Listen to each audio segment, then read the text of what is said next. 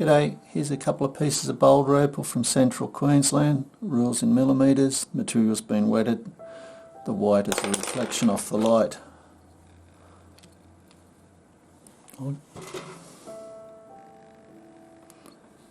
Okay, I've just zoomed in a little bit, give you a bit of an idea.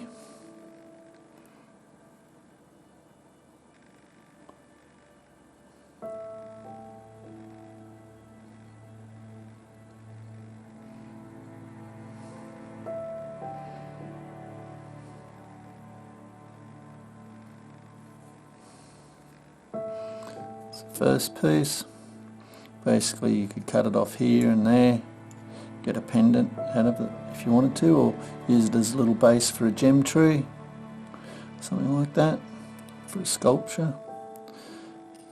Bar of opal going through here.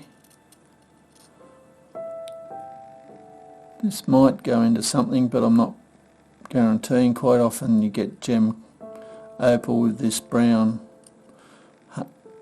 potch, but you're going to have to grind that off to see. It's not a very expensive. If you get something out of that, well and good. If you don't, you haven't really paid for it. Cheers.